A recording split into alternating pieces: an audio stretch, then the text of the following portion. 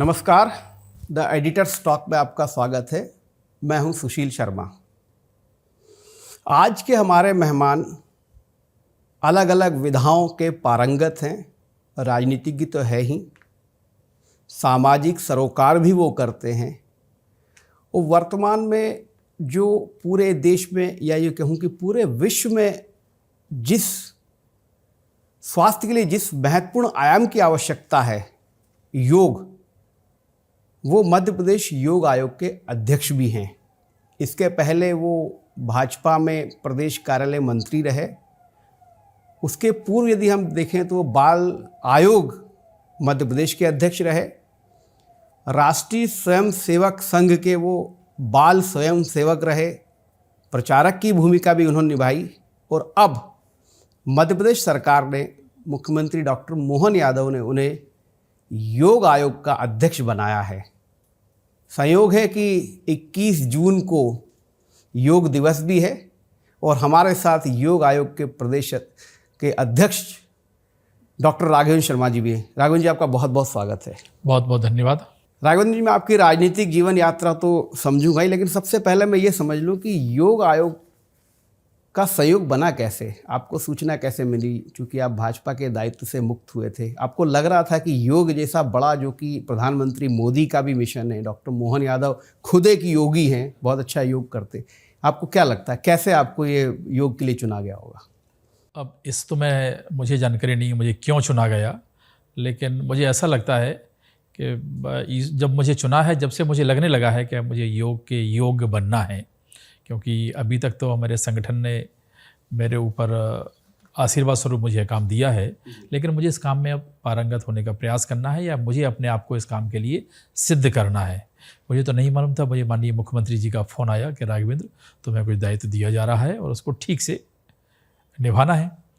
तो मैंने कहा भाई साहब, जो आपकी आज्ञा और जो आप मुझे काम देंगे, मैं पूरे तन मन धन और अपनी संपूर्ण शक्ति के साथ उसको अच्छा करूँगा। बस आपका आशीर्वाद और मुझे ऐसे ही मिलता रहे। मुझे नहीं मालूम, फिर मुझे एक अखबार में अगले दिन मैंने जब 12:30 बजे के आसपास एक ऑर्डर निकला और मुझे व्हाट्सएप पे आया, तब मुझे पता चला कि मुझे योग आयोग का काम दिया गया है। चूँकि आप योग आयोग का अध्यक्ष में मुश्किल से एक महीने के आसपास ही हुआ होगा और परसों योग दिवस भी है, क्या तैयारी और क्या लक्ष्य निर्धारित किया आपने? मुझे अभी एक महीना भी ज्वाइन किए हुए पूरा नहीं हुआ है और हम देखते हैं कि जो मध्य प्रदेश सरकार की योग नीति 2007 है, मैंने उसका अध्ययन किया है और जब से मुझे योग आयोग का दायित्व मिला है तो मैं थोड़ा सा, मेरी पढ़ने की रुचि है, मैं अपने आप को विद्यार्थी के रूप में देखता हूँ, तो मैं भी सारा उसका अध्ययन कर रहा हूँ।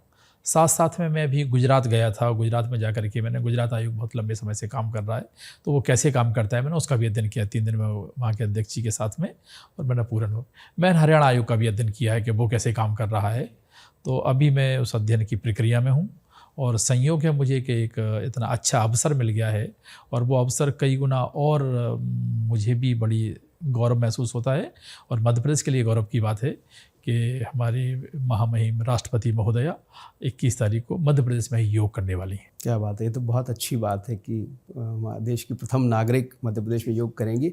और ये भी बहुत अच्छा है कि योग के जो जनक हैं पतंजलि, उनका जन्म भी भोपाल में हुआ था, गुनार। तो क्या, चूँकि आप योग आयोग के अध्यक्ष हैं और योग के जनक की जन्मभूमि भोपाल है, कुछ है प्लान में कि गोनार जो गांव है, जो स्थान उनका कहा जाता है, उसको कुछ डेवलप करने का कोई प्लान है आपके? मैंने अभी जब मैंने बोला कि जब समय मैं सबका अध्ययन कर रहा हूँ, उसमें जब मुझे अभी मुझे ही पता चला जब मैंने इसका अध्ययन किया तब कि ये तो बहुत ही सौभाग्य की बात है कि सारी दुनिया को एक जीवन जीने की दिशा जिस धरा ने दी है वो धरा मध्य प्रदेश की है। तो मेरा अपना जो प्लान मैंने आगे बनाया है उसमें उस स्थान पर कोई एक ऐसा बड़ा एक योग का सेंटर हम बनाएंगे जिसमें मध्य प्रदेश ही नहीं पूरे हिंदुस्तान से लोग उसको दर्शन करने देखने के लिए आएँ। तो योग का एक बड़ा साहित्य वहाँ उपलब्ध हो, तो कोई ना कोई एक बड़ा अच्छा स्थान डेवलप करने का हम लोगों का विचार है उसका। और मैं ऐसा मानता हूँ कि योग को अगर जीवन व्यापी बनाना है और समाज व्यापी बनाना है तो आवश्यकता होगी कि बच्चों को छोटे उम्र से ही योग सिखाना शुरू करना चाहिए। तो उसके लिए हम लोग प्रयास कर रहे हैं कि प्रत्येक विद्यालय में योग शुरू हो जाए। और मुझे बताते हुए बड़ी खुशी हुई कि एनसीईआरटी ने इसको मान करके एनसीईआरटी के सिलेबस में प्रिंट होकर के आएगा और स्कूल छोटी उम्र से ही ये बच्चों को छोटी क्लास से भी योग सिखाया जाएगा। ये तो बहुत अच्छी बात है कि अगर बच्चों को मतलब स्कूल से यदि योग सिखाया जाएगा तो स्वाभाविक रूप से जो है जिस तरीके की वर्तमान में पश्चिमी संस्कृति भी हावी है और लोगों की लाइफ स्टाइल, बच्चों की भी लाइफ स्टाइल में बहुत बदलाव हो गया है, उसमें योग बहुत महत्वपूर्ण भूमिका निभा सकता है। पर क्या इस सत्य से मान लें कि ये सब चीज़ें हो जाएंगी, योग की अभी इंतज़ार करना पड़ेगा? अब मुझे लगता है ऑनगोइंग प्रोसेस है ये और बहुत जल्द शुरू होगा। पूर्णतः होने में थोड़ा समय लग सकता है, लेकिन शुरुआत हो जाएगी इसकी।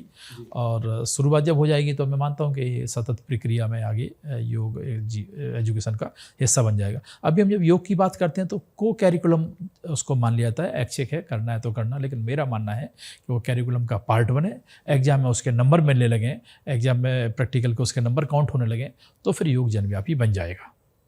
एक सवाल और मेरे मन में आ रहा है कि योग हमारे ऋषि महर्षियों द्वारा सृजित किया गया और ये पूरे विश्व में इस वक्त लोकप्रिय है, बल्कि जीवन का एक अंग बनता जा रहा है।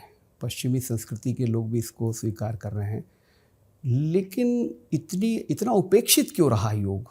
अगर देखा जाए तो ये पिछले 10-12 साल में एकदम से योग को लेकर लोगों में जागृति आई है। इस उपेक्षा के, भारत की इस धरोहर के प्रति इस लापरवाही का जिम्मेदार आप किसे मानते हैं?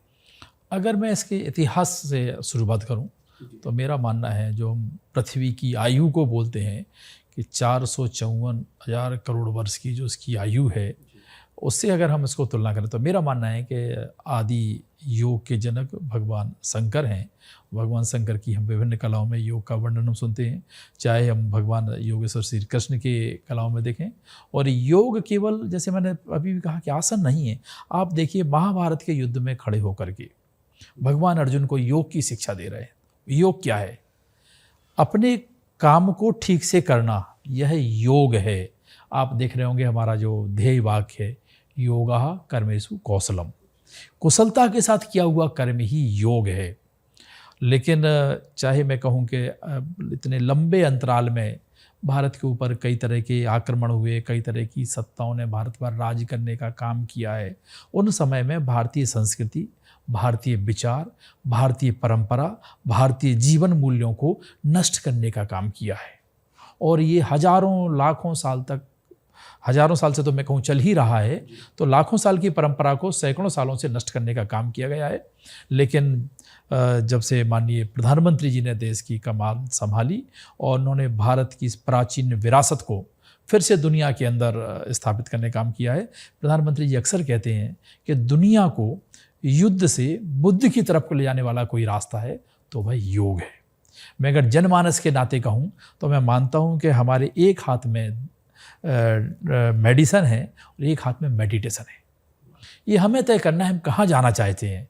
तो वास्तव में मेडिसिन की तरफ ना जाना पड़े, इसलिए आप मेडिटेशन की तरफ जाइए। और यही करने का काम योग और योगायोग और सारे हमारे ऋषि महर्षियों ने एक जीवन पद्धति हमको दी है। एक चीज़ और देखने में आ रही है कि जब से योग को लेकर लोगों में उत्सुकता, लोगों में जागरूकता या स्वास्थ्य के प्रति जो रुचि उनकी बढ़ी है, बहुत सारे सोशल मीडिया पे इन्फ्लुएंसर जो के लिए योग सिखाने वाले जो हो गए, जो कथित रूप से खुद बहुत अच्छे योगी नहीं भी हैं, और चूँकि योग की ऐसा बताते हैं कि योग जब आप करते हैं, खासकर आसन और अन्य, तो उसमें बहुत सावधानी और सुरक्षित तरीके से भी करना आवश्यक है, अन्यथा उसके दुष्प्रभाव भी हो सकते हैं। इसको रोकने के लिए आप कुछ प्लान कर रहे हैं क्या? कि इस देखिए, सामान्यतः हमारे यहाँ कहा गया है कि ये सब गुरु के सानिध्य में होता है और ये परंपरा है। जैसे मैं अगर कहूँ, इसको सबसे बड़ी आवश्यकता इसकी है कि जैसे अभी आपने कहा कि इतने लंबे समय में ये व्यवस्था खंडित होती गई, लोगों का ध्यान नहीं गया, समाज का ध्यान नहीं गया, सरकारों का ध्यान नहीं गया, व्यवस्था का ध्यान नहीं गया, तो धीमे धीमे जिसका जो मूल स्वरूप में जो इसकी परंपरा बननी चाहिए वो इसके लिए तो खंडित हुई है।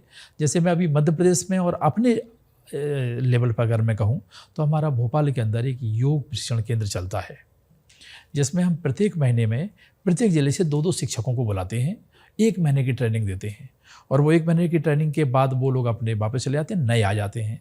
तो हमारा प्रयास है कि एक अच्छा, एक शिक्षित, एक वेल ट्रेंड लोग, इसका एक बड़ी संख्या खड़ी हो जो योग को सिखाने लगे। अब हमारा दूसरा इसमें स्टेप है, हम प्रत्येक ज़िले में मुख्यमंत्री योग प्रशिक्षण केंद्र शुरू करने जा रहे हैं।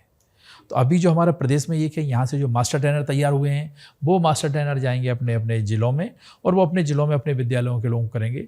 तो हम हर महीने में एक 3-4 हज़ार लोगों का एक अच्छा ट्रेंड लोगों को निकालेंगे जो समाज में एक अच्छा वातावरण बनेगा जिससे। राघवेंद्र जी, अब हम आपके राजनीतिक जीवन पे बात करेंगे। आप शिवपुरी के निवासी, आपके परिवार में मुझे नहीं मालूम कि कोई आपके संघ में कभी कोई रहा, लेकिन ये स्वयं आरएसएस के प्रति आपकी रुचि कैसे बनी, किसने प्रोत्साहित किया? सुशील, मैं बहुत छोटा था, पिछोर में हम लोग स्कूल में पढ़ते थे। मुझे लगता है उस समय मैं 5वीं क्लास में लगभग पढ़ता हूँगा, 5वीं हो सकती है, 6वीं हो सकती है। तो हमारे घर के बगल में शाखा लगती थी, हम लोग शाखा जाते थे। तो शाखा में जाते जाते कब स्वयंसेवक बन जाते हैं, कब कार्यकर्ता बन जाते हैं, और मैं कहूँ कब संघ का दायित्व मिलकर पदाधिकारी बन जाते हैं, पता ही नहीं चलता। और ऐसा लगता भी नहीं कुछ किया है, जो अधिकारी ने बोल दिया वो करने लगे। हमारे एक बड़े अच्छे शहर के बहुत प्रतिष्ठित वकील थे, अभी भी हैं वो, माननीय मुन्नालाल गुप्ता जी, वो हमारे संघ चालक होते थे। तो हमको लगता था इस शहर का सबसे प्रतिष्ठित एडवोकेट है, वो हमारे साथ आके कबड्डी खेलता है, वो हमारे साथ बराबर से बात करता है। तो ये चीज़ बड़ी आकर्षित करती थी और मुझे नहीं लगता कि बस खेल खेल में चलते गए, जैसा धार के साथ बहते गए, जो संगठन ने बोल दिया वो करते रहे। और आज मैं मानता हूँ मेरे जीवन में जो भी कुछ है, अगर आपके शब्दों में आपने मेरे बारे में जो बताया कोई सफलता है तो वह संघ की वजह से है। मैं आप जैसे इतने बड़े पत्रकार के सामने बैठ के कोई चर्चा कर रहा हूँ तो मुझे लगता है इसमें पूरा का पूरा संघ के द्वारा दिया हुआ एक आत्मविश्वास है। संघ के कारण ही मैं आपसे बात कर पा रहा हूँ। नहीं, मैं तो बहुत छोटी जगह का रहने वाला हूँ। मेरा गाँव अगर आप देखेंगे तो बामुश्किल से, जब मेरा जन्म हुआ तो उसमें 500-700 की आबादी रही होगी और बहुत छोटा सा गाँव है। लेकिन देखिए, स्वयंसेवक तो मुझे लगता है कि मध्य प्रदेश में नहीं, देश में बहुत स्वयंसेवक होंगे, लेकिन उन स्वयं सेवकों में से भी एक स्वयं सेवक को आगे लाना और अन्य दायित्वों के साथ प्रचारक रूप में आप रहे हैं, ये चयन कैसे हुआ था और आपको बताया कैसे गया था और क्या परिवार ने कैसे सहमति जताई थी? ये मुझे लगता है संघ में एक प्रक्रिया है। मैं अगर कहूँ मैन मेकिंग प्रोसेस, इससे एक व्यक्ति बनाने की जो प्रक्रिया है, व्यक्ति को बनाने की जो प्रक्रिया है, वो संघ में बहुत सहज है और इतनी सहजता से होती, खेल खेल में होती है। ये खेल खेल में लीडरशिप डेवलप हो जाती है और समाज के प्रति संवेदना ही डेवलप होती है उसमें। तो मेरा ऐसा मानना है कि संघ की यह प्रक्रिया ही है। हमारे अधिकारी सोचते हैं कि कार्यकर्ता इसके लायक है, उसको काम देना चाहिए, जो वो देते हैं हम उस काम पे चलने लगते हैं। और धीमे धीमे मुझे जब पहली बार कहा गया कि वो प्रचारक बनना है तो अपन ठीक है, मेरे से इतना ही बोला गया। मुझे अभी मैं बताऊँ, बड़ा अच्छा वाक्या है। मैं हमारे जो उस समय प्रचारक थे तो उन्होंने मेरे से पूछा कि राघवेंद्र अब कितनी पढ़ाई बची है? तो मैंने कहा साहब LLM फाइनल है मेरा, LLM हो जाएगा, तो इसके बाद क्या है? तो हमने बोला जो आप बोलेंगे साहब, इतनी बात हुई बस, ठीक है। तो संघ शिक्षा वर्ग में, चूँकि मेरा तृतीय वर्ष हो गया था, मैं संघ शिक्षा वर्ग में शिक्षक जाता था, तो मुझे बोला गया कि अब जैसे संघ शिक्षा वर्ग खत्म होता है तो प्रचारक बैठक होती है। तो मुझे इतना ही बोला गया कि इस बैठक के लिए तुम्हें रुकना है। रुकना है इसका मतलब तुम्हारे बारे में कुछ कहा जाएगा। और वहाँ बोल दिया गया कि ये राघवेंद्र है और अब ये भोपाल महानगर के साईं भाग प्रचारक होंगे। अच्छा, जो प्रथम, मैं संघ के बारे में थोड़ा समझना चाहूँगा आपसे, चूँकि आप संघ में जुड़े रहे, प्रथम वर्ष, द्वितीय वर्ष, तृतीय वर्ष, जब तक ये आप जब करते हैं, ये अभ्यास होता है आपका, तब तक आपको मालूम रहता है कि संघ में हम आगे कहाँ जाने वाले या प्रचारक बनेंगे, या ये एक स्वाभाविक प्रक्रिया में रहता है? मुझे तो लगता है कल का भी नहीं मालूम होता है, कल क्या दायित्व देंगे यह नहीं मालूम होता है। और आप बड़े कोई दायित्व का निर्वहन कर रहे हैं, ऐसे ही किसी में बोल दिया जाएगा आज तक आप भोपाल दिखते थे, आज से आप उज्जैन चले गए। कभी घर वालों ने ये नहीं कहा कि राघवेंद्र क्या कर रहे हो, तुम स्वयं सेवक बन गए हो, पढ़ाई लिखाई इसीलिए की है, नौकरी करो? क्योंकि गांव में तो ये बहुत चलन रहा है कि भाई बच्चा पढ़ेगा, नौकरी करेगा। कभी इस तरीके का दबाव नहीं आया आप पर? जब सबसे अच्छी बात क्या थी, जब मैं पढ़ता था तो मैं संविधा, हमारा संघ कार्यालय है, वहाँ रह के पढ़ता था, तो हमारे बड़े अधिकारियों का घर आना जाना होता था। तो लोगों को ये मानना होता था कि इतने अच्छे लोगों के सानिध्य में इसलिए गलत नहीं हो सकता। गांव में मैं मानता हूँ, मेरे गांव में बहुत परिवार वाले संघ नहीं समझते होंगे, केवल कभी अखबारों में सुना। और आज से अगर मैं ये बात करूँ, 90 के आसपास की बात हो या 88 की बात हो, 85 की बात हो, तो उस समय तो और भी ज़्यादा संघ के बारे में भ्रम बहुत फैलाया गया था। संघ का इतना बहुत नीचे तक व्याप्त नहीं था। लेकिन हमारे जो वरिष्ठ प्रचारक थे वो घर जाते थे तो लोग ये मानते थे कि इतने अच्छे लोगों के साथ रहता है इसलिए गलत नहीं हो सकता। तो मुझे लगता है कि सबसे बड़ी स्वीकारोक्ति पारिवारिक यही है कि अच्छे लोगों के साथ में रहता है। आप चूँकि जब संघ में प्रचारक बन गए 98 में, फिर आप भोपाल में भी दायित्व में रहे, उज्जैन में भी दायित्व में रहे। उस समय तो कांग्रेस की सरकार हुआ करती थी। किस तरीके की तकलीफ़ें होती थी? कैसे आप जो है लोगों को संघ की शाखाओं का विस्तार हो, क्या रणनीति बनाते थे आप? मुझे लगता है आज जब देखते हैं तो लगता है उस समय कोई तकलीफ़ थी। आज खड़े होते हैं तब लगता है, उस समय तो पता नहीं तकलीफ़ क्या होती है। ऐसा एक जुनून होता है, वो काम करने की इतनी लगन होती है कि कोई तकलीफ़ ही नहीं लगती है। नहीं, लेकिन उज्जैन, भोपाल में बहुत सारे ऐसे स्थान भी होंगे जहाँ पर संघ की शाखाएं लगाना एक अपने आप में चुनौतीपूर्ण रहा होगा, या कोई ऐसा किस्सा आपको याद आता हो कि बड़ा उस समय बहुत सोचना समझना पड़ा हो कि इसको कैसे किया जाएगा? क्योंकि दोनों स्थानों की एक टेस्ट अलग है, दोनों के लोगों की रुचि अलग है, दोनों जगह के भौगोलिक और सारी चीज़ें बहुत अलग है। आपको कुछ ऐसी चुनौती कभी आपको सामने आई जिसको आपने बहुत सोचना पड़ा होगा इसको कैसे सॉल्व किया जाए, या कहीं ऐसी चुनौतियाँ तो कई बार आई। एक आध कोई आप अगर मुझे याद है जब मैं उज्जैन में प्रचारक बन के गया था, तो उस समय में मेरे से 2 साल पहले जब मैं प्रचारक गया था, उससे 2 साल पहले वहाँ एक संचलन निकला था हमारा साईं भाग का। और उज्जैन में एक सेंसिटिव जगह है जहाँ संचलन हमेशा झंझट खड़ा होता था, तो वहाँ संचलन रोक दिया गया था। उसको लेकर के काफ़ी हंगामा हुआ था और वो संचलन वहीं रोकना पड़ा उस समय। तो मेरे दिमाग में था कभी ना कभी इस रास्ते से ज़रूर एक बार संचलन निकालना है। अब संचलन का होता है प्रशासन से परमिशन लेना, ये सारी व्यवस्थाएं होती ही हैं।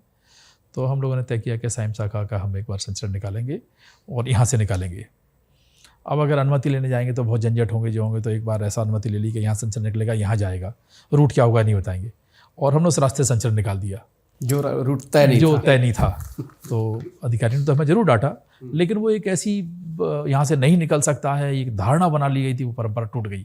अब हर बार वहीं से निकलता है।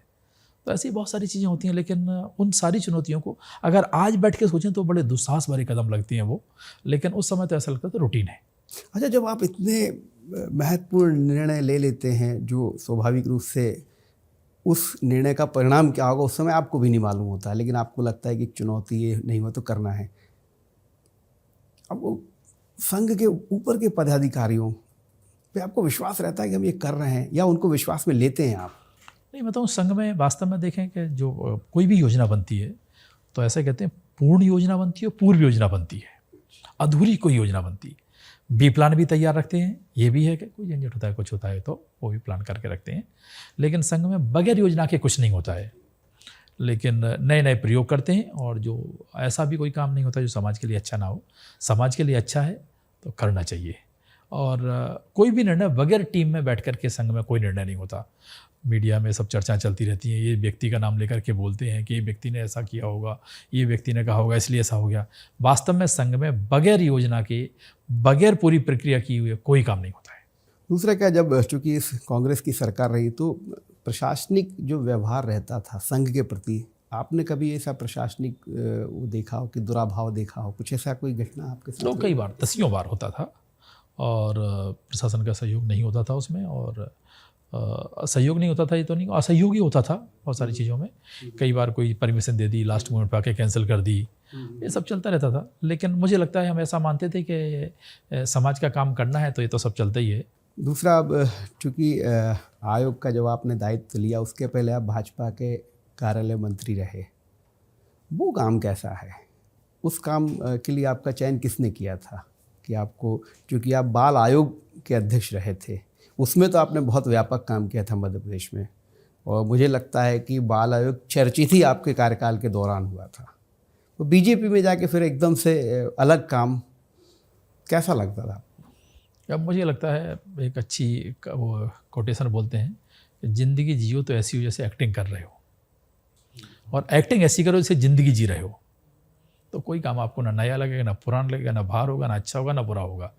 संगठन जो कह दे उसको ईश्वरीय आदेश मान करके करना। और थोड़े दिनों बाद ऐसा लगने लगा कि मैं इसी काम के लिए बना हूँ। आपने मेरे बाल आयोग के समय में बहुत सारे कार्यक्रम, इंटरव्यू सब आपने किए हैं, तो जब लोग यही बोलते थे कि ऐसा लगता है कि राघवेंद्र को दुनिया में बाल आयोग के अलावा कुछ बच्चों के अलावा कुछ दिखता ही नहीं है। मैं आपको विश्वास दिलाता हूँ, आपको इस दिनों बाद कहेंगे कि योग के अलावा उसको कुछ नहीं दिखता है। तो जो काम आपने संगठन दे दे उसी को मान लिया जाए कि ईश्वर ने हमें इसी के लिए बनाया है, और यही काम मेरे जीवन का लक्ष्य है, यही मेरे काम का उद्देश्य है। जो नहीं मिला उसकी कतई चिंता नहीं करना, जो मिला उसको पूरे समर्पण के भाव से करना, यही मैं मानता हूँ, यही योग है। तो आप बता दीजिए योग का अब आपका लक्ष्य क्या है? एक तो आपने बता दिया कि एजुकेशन में लाना, और इसके अलावा चूँकि और कोई आने वाले सालों में आपने कोई लक्ष्य निर्धारित किया हो? जैसे मैंने कहा कि मैं चाहे, मेरी जो इच्छा है कि प्रत्येक विद्यालय में योग शुरू हो जाए। नंबर 1 तो मैं यहाँ से चाहता हूँ। दूसरा मेरा मानना है कि जब हम योग को इतना जनव्यापी बनाना है कि वह केवल एक हॉल में, एक क्लब में या एक बड़े लोगों तक सीमित ना रहे, जन जन तक पहुँचे, हर परिवार परिवार तक पहुँचे, क्योंकि बहुत सारे कारण हैं कि जिनका योग की आवश्यकता है। जैसे मैंने मेडिसिन और मेडिटेशन की मैं बात कहूँ। दूसरा मैं कहूँ कि अगर योग अच्छा होने लगा तो आपको हेल्थ का बजट कम हो जाएगा। हेल्थ पे कम ध्यान आपको उतना वो कम करना पड़ेगा। जो लोग डिप्रेशन में आ रहे हैं, लोगों की इतनी बीमारियां हो रही हैं, अब स्वतः कम हो जाएंगी। ये पूरा का पूरी प्रॉब्लम लाइफ जो हमारे जीवन पद्धति का जो डिसऑर्डर जिसको कहते हैं, एक अव्यवस्थित दिनचर्या का परिणाम है।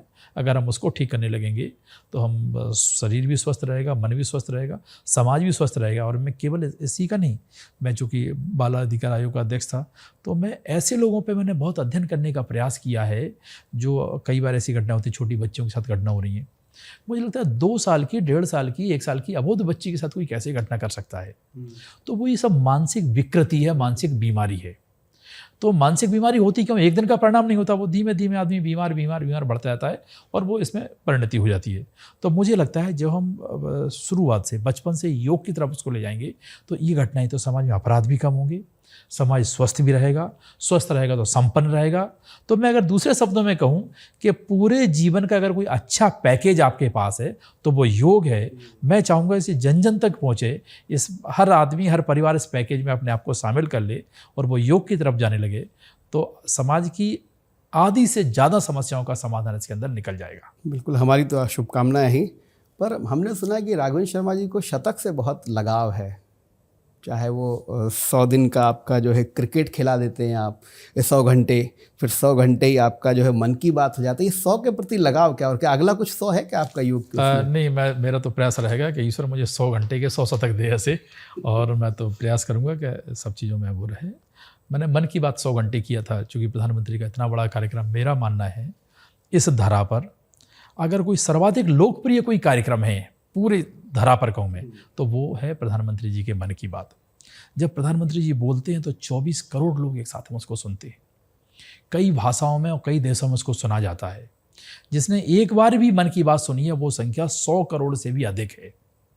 आप कल्पना कीजिए। जी, तो ये राघवेंद्र शर्मा, ये बात जब मन की बात के मध्य प्रदेश प्रभारी बनने के बाद का आकलन है या पहले से ही आपके मन में ये धारणा थी कि ये कार्यक्रम बहुत लोकप्रिय और आपकी इच्छा रही कि ये का प्रभार मुझे, ऐसा कुछ तो नहीं था आपके मन में? अब मैंने बोला कि ज़िंदगी जियो तो ऐसे एक्टिंग कर रहा हो तो जो रोल मिल जाएगा उसको अच्छे से करने लगना, बस यही है। अब ये रोल मुझे मिला, इस पर तो मेरा अधिकार नहीं है, लेकिन जो मुझे मिला उसको पूरी तल्लीनता से करना ये मेरा अधिकार है। मैंने अभी 100 घंटे में दिव्यांगों के लिए मेरे मन में बहुत काम करने की इच्छा है और मैं कभी चाहूँगा कि एक भोपाल के अंदर या मध्य प्रदेश के अंदर एक ऐसा स्टेडियम बने जिसमें सारे दिव्यांग लोगों को सारी सुविधाएं मिलती हों। मैं अगर मेरा सपना अगर कोई कहे तो मेरे जीवन का एक ये सपना है कि मैं एक ऐसा स्टेडियम बनाना चाहता हूँ जिसमें सभी दिव्यांगों को एक अम्ब्रेला के नीचे अपनी पूरी प्रतिभा को दिखाने का अवसर मिले। तो मैं उस पर भी काम करता हूँ। पिछली बार मैंने अभी 100 घंटे लगातार दिव्यांग क्रिकेट किया। पहली बार ऐसा हुआ कि सारी दिव्यांगता एक अम्ब्रेला के नीचे आई और 100 घंटे से आशय मेरा था वो एक वातावरण बनता है, उससे लोगों तक, जन जन तक प्रिय होता है। 2 घंटे एक दिन का कोई देखने में बहुत फ़र्क नहीं पड़ता है या ध्यान में नहीं आता है। जब लगातार करते हैं तो हमारे लिए भी अच्छा लगता है और समाज भी उस तरफ जुड़ता है। तो अगर ऐसा ही चलता रहा तो मैं 100 अच्छे कामों की शतक बनाना चाहता हूँ। बिल्कुल, उसमें भी हमारी शुभकामनाएं। लेकिन सामान्यतः हम देखते हैं कि जो राजनीतिक व्यक्ति है उसके पास इतना समय होता है, लेकिन आप जिस तरीके से सामाजिक सरोकार के प्रति आपका जो लगाव है, जो आपका ध्येय आपने बना रखा है, इसके प्रति कोई विशेष रुचि का कोई कारण? हमारे एक संघ में बड़े प्रचारक थे, वो अक्सर बोलते थे जब उनसे कोई पूछता था कि तुम बहुत व्यस्त हो, बोले नहीं व्यस्त नहीं है। जो व्यक्ति कहता है मैं बहुत व्यस्त हूँ, इसका मतलब अस्त व्यस्त है, व्यस्त नहीं है। व्यस्त व्यक्ति तो काम कर सकता है और मेरा मानना तो ऐसा है कि आप 2 काम कर सकते हो तो 20 काम भी कर सकते हो। केवल आपको समय का नियोजन ठीक करना पड़ेगा।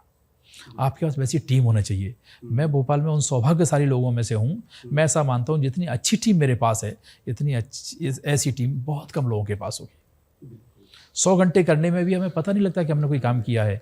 और इवन मैं एक बार चर्चा कर रहा था तो जब हम 100 घंटे की बात करते तो लोग बोलते थे कैसे संभव है। आधा आधा घंटे हम किसी को बता के जाएं कि हम 100 घंटे कार्यक्रम करने जा रहे हैं, आधे घंटे बाद मुझे अच्छा रात में भी होगा ये, क्योंकि रात में भी होगा, तो विश्वास नहीं होता है। लेकिन मैं बड़ा बार बार कहूँ सौभाग्यशाली हूँ, ये दोनों कार्यक्रम में कोई पॉलिटिकल आदमी का इन्वॉल्वमेंट नहीं है, दोनों ही गैर राजनीतिक मंच हैं। अगर मैं कहूँ एक भी राजनीतिक पदाधिकारी जो पद के साथ कोई राजनीति में होगा वो इन दोनों में इन्वॉल्व नहीं है। तो मेरे पास भगवान की कृपा से मेरे मित्रों की, मेरे शुभचिंतकों की और मेरे बड़ों के आशीष देने वालों की बहुत अच्छी टोली है, जो किसी भी असंभव काम को संभव कर देती है। उसका श्रेय आप लोग मुझे दे रहे हो। राघवेंद्र शर्मा अगर राजनीति में नहीं आए होते या संघ ने भेजा नहीं होता तो राघवेंद्र शर्मा क्या कर रहे होते? मैं जज बन जाता। इसके 2 कारण हैं। शिवपुरी में बड़ा प्रभाव है हिंदुस्तान में, मुझे ऐसा लगता है सबसे ज़्यादा जज अगर कहीं से तो वो शिवपुरी से। अच्छा। हाँ, जुडिशरी में सबसे ज़्यादा वहाँ के लोग हैं एक जगह से, तो मुझे लगता है उस धरा का प्रताप मुझे मिलता और हो सकता है मैं जज बन जाता। राघवेंद्र जी, जब मैं इस कार्यक्रम का समापन करता हूँ एक रैपिड फायर राउंड होता है जिसमें मैं एक नेता का नाम लूँगा और मैं उम्मीद करूँगा कि आप एक शब्द में या एक लाइन में उस नेता के व्यक्तित्व को परिभाषित करें। जरूर। प्रधानमंत्री नरेंद्र मोदी। अद्वितीय, अकल्पनीय, अद्भुत व्यक्तित्व। दूसरा जो है मुख्यमंत्री डॉक्टर मोहन यादव। कुशल नेतृत्व, लोकप्रिय, योगी। विपक्ष के नेता राहुल गांधी। दिशा भ्रमित, पढ़े लिखे आदमी लेकिन दिशा भ्रमित है। देश के गृह मंत्री अमित शाह। कुशल नेतृत्व, कठोर निर्णय लेने वाले लौह पुरुष है। और मध्य प्रदेश के पूर्व बीजेपी अध्यक्ष वीडी शर्मा। स्नेह की प्रतिमूर्ति, अपने कार्यकर्ता को सर पे हाथ रख करके आगे चलाने वाले एक बड़े भाई की तरह। मध्य प्रदेश के पूर्व मुख्यमंत्री दिग्विजय सिंह। दिग्विजय सिंह जी चतुर हैं, चालाक हैं, मन से साफ नहीं है लेकिन सार्फ है। पूर्व मुख्यमंत्री कमलनाथ। बड़े उद्योगपति हैं, वो सारी दुनिया को उद्योग के हिसाब से चलाते हैं, लेकिन ऐसा बोलते हैं मेरा तो कभी कोई संपर्क नहीं रहा उनसे। वो एक बड़े विजन के व्यक्ति हैं, बड़े उद्योगपति होने के नाते बड़े व्यापारी हैं। तो ये थे डॉक्टर राघवेंद्र शर्मा जो मध्य प्रदेश योग आयोग के अध्यक्ष हैं।